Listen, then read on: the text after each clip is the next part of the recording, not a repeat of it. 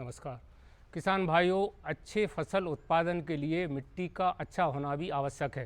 किसान भाइयों, विगत कुछ वर्षों से रासायनिक खादों का अंधाधुंध प्रयोग से मिट्टी में जो है पोषक तत्वों की कमी आ गई है। किसान भाइयों, इससे जो फसल उत्पादन होता है, जो फसल में जो गुणवत्ता होती है, वो उसमें भी कमी आ गई है।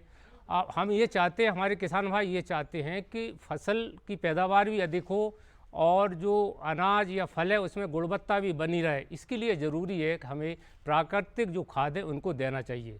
दरअसल प्राकृतिक खाद क्या होते हैं, उन्हें वर्तमान में हम किस रूप में दे सकते हैं और मिट्टी का जो स्वास्थ्य है, पोषक तत्वों को कैसे बढ़ाया जा सकता है, इन तमाम बातों की जानकारी के लिए आज हमें भारतीय मृदा विज्ञान संस्थान नई विभाग भोपाल में और हमारे साथ हैं यहाँ के प्रधान वैज्ञानिक doctor AB Singh ji. Doctor साहब, आपका कार्यक्रम में स्वागत है। डॉक्टर साहब, सबसे पहले आप हमारे किसान भाइयों को ये बताएं कि ये प्राकृतिक खेती या जैविक खेती क्या है। किसान भाइयों, आप सबको मेरा नमस्कार। जैसा कि जैविक खेती या प्राकृतिक खेती के बारे में हम लोग आज चर्चा कर रहे हैं, तो आप किसान भाइयों को ये मैं बताना चाहूँगा कि जैविक खेती की वह पद्धति होती है जिसमें हम प्राकृतिक खाद या कार्बनिक खाद या जिसको रसायन विहीन खेती कहते हैं, इस खेती में हम लोग कोई भी रसायन प्रयोग नहीं करते और इसीलिए इसको प्राकृतिक खेती कहते हैं। प्राकृतिक खेती में हम लोग जो भी फार्म पे, जिसको वो किसान की आपके फार्म पे जो भी संसाधन उपस्थित हों, खरपतवार, कूड़ा करकट, गाय का गोमूत्र, गोबर, इन सबको हम जो सड़ा गला करके जो खाद बना के हम खेती में डालते हैं, इसी को हम प्राकृतिक जैविक खाद भी कहते हैं।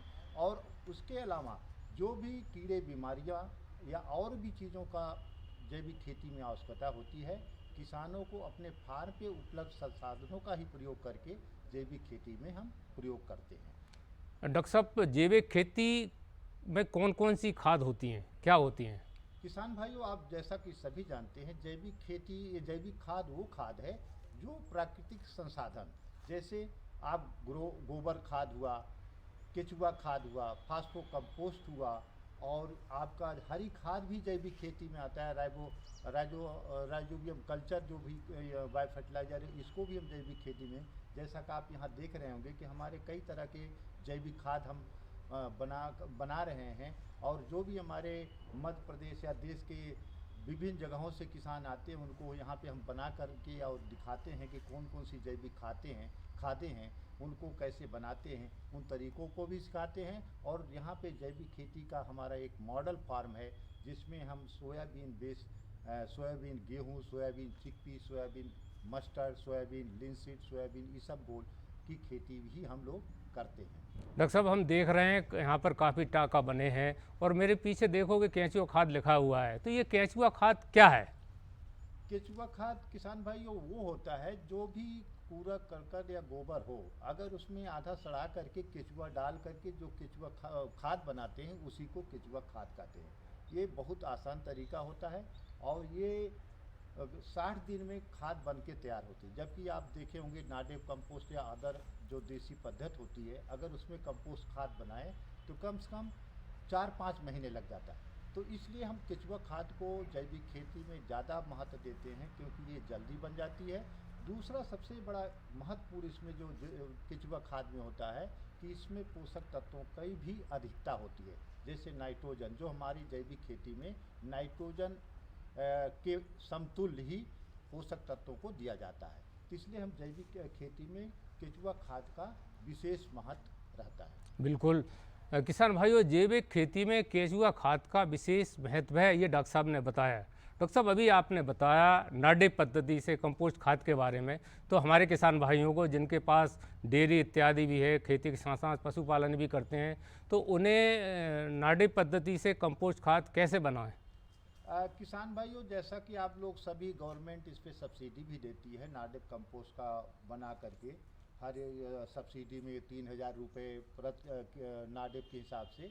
लेकिन किसान भाइयों, जैसा कि आप लोग अपने अनुभव से भी जानते हैं और मेरा भी अनुभव ये है कि नाडेप कंपोस्ट में कम से कम 4-5 महीने खाद बनाने में लगता है। लेकिन किसानों को हमारे जो जैविक खाद की ज़रूरत होती है, उनको 1 या 2 महीने का टाइम होता है खरीफ से रबी सीजन में। इसलिए जैविक खाद बनाने में केचुआ खाद ही एक ऐसा स्थान है, मतलब टाइम कम लगता है जिसमें हम केचुआ खाद को कम समय में अधिक गुणवत्ता वाला हम खाद बना सकते हैं। तो किसान भाइयों, क्यों ना हम केचुआ खाद की जानकारी डॉक्टर साहब से ले लेते हैं। तो डॉक्टर साहब, हमारे किसान भाइयों को केचुआ खाद जो जैविक पद्धति से बनाया जाता है उसका तरीका बता दें।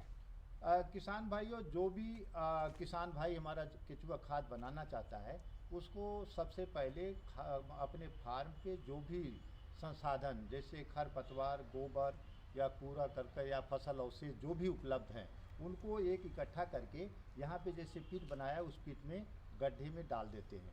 उसके बाद हम लोगों का एक रिकमेंडेशन होता है उन पर कि आप गोबर और ये फसल अवशेष जो भी है 1:1 के रेशियो में मिला करके और उसको 15-20 दिन के लिए छोड़ देते हैं।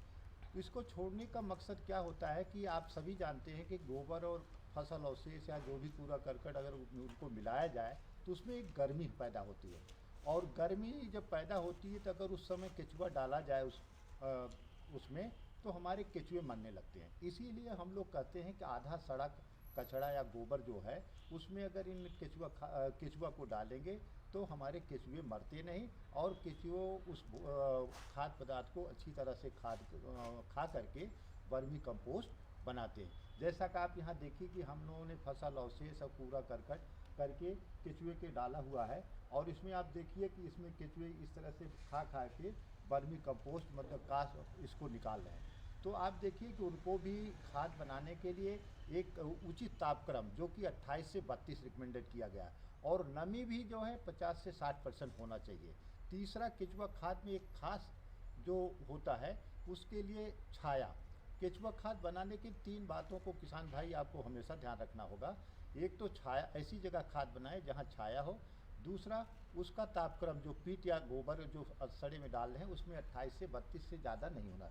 तीसरा, उसमें नमी जो है 50 से 60 के बीच में अवश्य होना चाहिए, तब आप अच्छी तरह से केचुआ खाद बना सकते हैं। किसान भाइयों, अभी हम भारतीय मृदा विज्ञान संस्थान में इस समय में बैठे हैं, तो हम डॉक्टर साहब से ये ज़रूर जानना चाहेंगे कि आपके संस्थान में कौन कौन से जैविक खाद बनाए जाते हैं।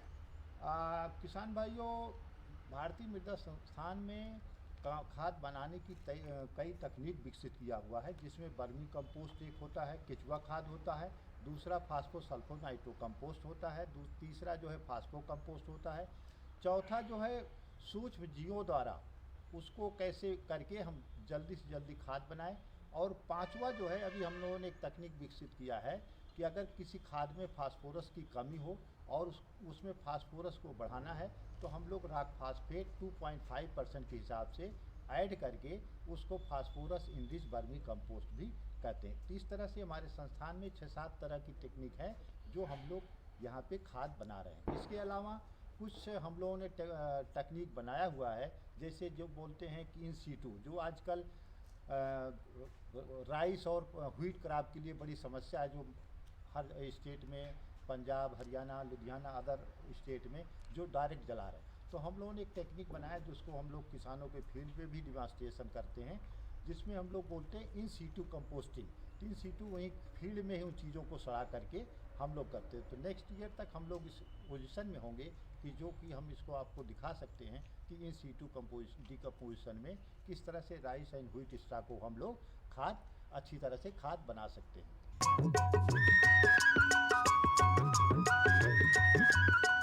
अरे भाई, सुना नहीं क्या? केसीसी ने किसानों का जिंदगी बदल दिया है।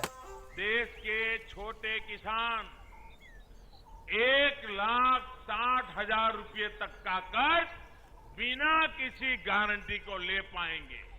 ब्याज खोरों से भी पीछा छुटा। मैं तो जैविक खेती का पूरा सामान मंगा लिया, केसीसी का भी कोई दबाव नहीं है। ब्याज चुकाने के लिए पूरा 1 साल मिलता है। समय पर भुगतान करने पर केवल 4% के सालाना ब्याज पे लोन मिल गया मुझे। अपना आधार कार्ड, लेटेस्ट फोटो और जमीन के कागजात लेके अप्लाई करो बस। और नामांकन भरने के लिए जेब भी ढीली नहीं करनी पड़ी।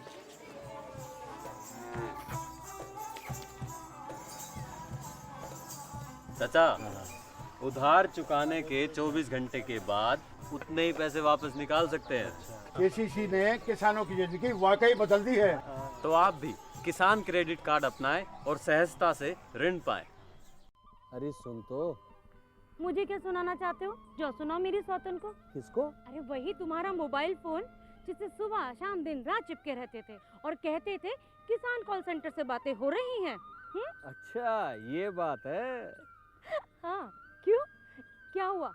अब बात नहीं होती क्या? अब तो झट से बात हो जाती है। संबंधी समस्याओं का अपनी भाषा में तुरंत हल पाने के लिए पूरे भारत में किसी भी फोन से हेल्पलाइन नंबर पर संपर्क करें। किसानों का दोस्त किसान कॉल सेंटर।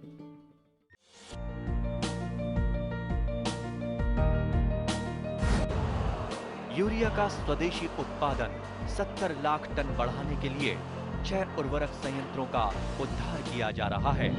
FCIL के गोरखपुर, सिंदरी, तलचर और रामागुंडम संयंत्र, HFCL की बरौनी इकाई और BVFCL की नामरू फोर्थ। सोने पर सुहागा ये है कि देश में अब बनेगा सिर्फ नीम लेपित यूरिया, क्योंकि इससे होगा किसानों का फायदा ही फायदा। अनाज का उत्पादन 10% तक बढ़ेगा। बढ़ेगी 10 से 15% नाइट्रोजन क्षमता।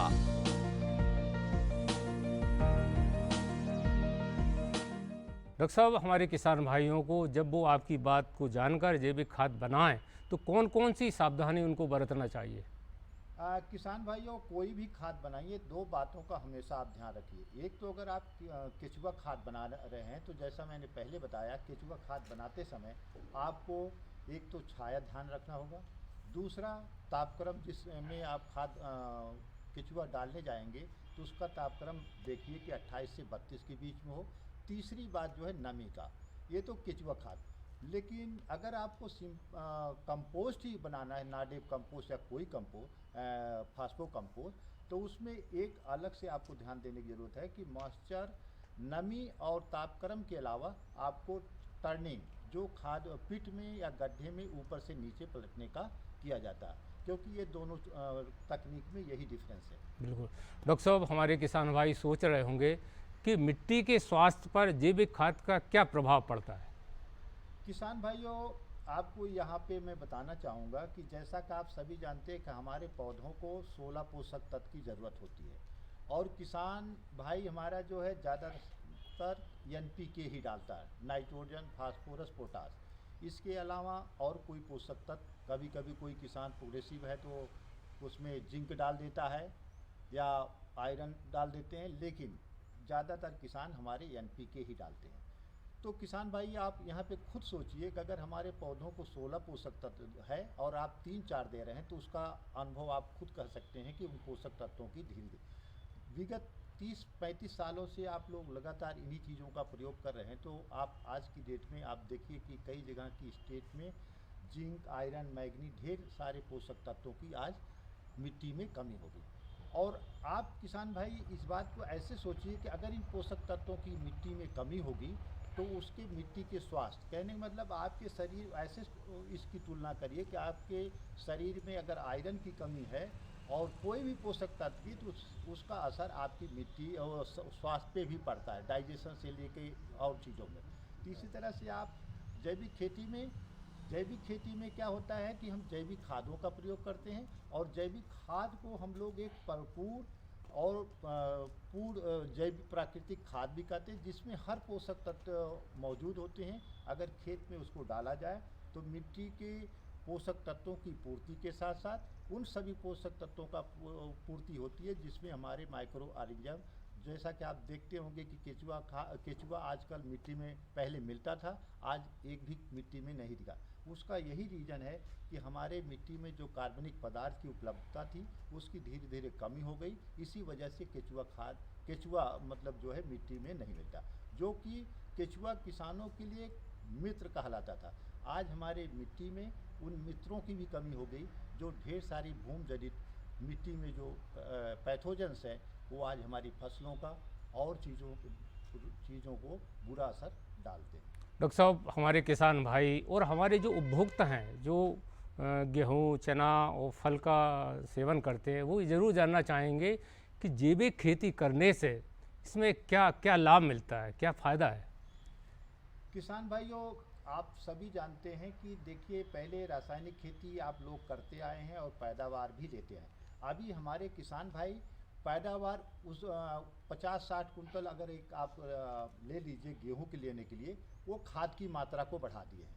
तो आप उससे अंदाज़ा तो लगा सकते हैं खाद की मात्रा बढ़ा करके उत्पादन तो बढ़ा दिए, लेकिन ढेर सारे पोषक तत्व जो हमारे मिट्टी से अवशोषित होकर ग्रेन में आता है, उसकी धीरे धीरे ढेर सारे पोषक माइक्रोन्यूट्रिएंट की कमी है। तो किसान भाइयों, आप इन चीज़ों को सोचें कि उन पोषक तत्वों की आजकल ग्रेन में कमी हो रही है। इसीलिए किसान जो है आजकल जो है हमारे जो है गवर्नमेंट ऑफ इंडिया और स्टेट डिपार्टमेंट बाय 45 सीड या इस तरह से ग्रेन्स की बात कर रही है। तो आप किसान भाइयों, ये हमारा जो केचुआ खाद है, आप इसको एक तरह से हम लोग इंग्लिश में बोलते हैं कि how to make best from best, मतलब किस तरह से अच्छा बनाएं इन बेस्ट पदार्थों से। तो एक तरह से गोल्ड का काम करता है। केचुआ जो है हमारे किसानों के लिए मित्र हैं। अगर इनको ज़्यादा से ज़्यादा केचुआ खाद या दूसरे रूप में कहें और भी जैविक खादों का खेती में प्रयोग करें तो हमारी मिट्टी के स्वास्थ्य, हमारे जानवरों का, ह्यूमन का, सबका हेल्थ भी अच्छा होगा, जो कि उत्पादन भी टिकाऊ होगा और लंबे समय तक अपने स्वास्थ्य पे भी हम लोग ध्यान दे सकते हैं। किसान भाइयों, कम लागत में अधिक उत्पादन, गुणवत्ता युक्त फसल, अगर ये आपको करना है तो सर्वोत्तम उपाय है कि आप जैविक खेती करें। इससे पैदावार तो बढ़ेगी पर फसल में गुणवत्ता भी आएगी। डॉक्टर साहब, आपने हमारे किसान भाइयों को बड़ी महत्वपूर्ण जानकारी दी, बहुत बहुत धन्यवाद। किसान भाइयों, अभी आपने देखा जैसा कि डॉक्टर साहब ने बताया कि अगर आप जैविक खेती करें, बात केचुआ खाद की हो या कंपोस्ट खाद की, केचुआ और कंपोस्ट खाद ऐसे खाद हैं किसान भाइयों, अपने खेत पर आपके घर के पास ही आप इनको कम लागत नहीं कह सकते, बिल्कुल निःशुल्क लागत में इसको तैयार कर आप फसल उत्पादन अच्छी कर सकते हैं, पैदावार भी अच्छी कर सकते हैं। किसान भाइयों, अगले कार्यक्रम में फिर ऐसी नई जानकारी के साथ आपसे मिलेंगे, तब तक के लिए नमस्कार। हे नावादाई हो निवारा चाहते वातो ना, हे नावादाई हो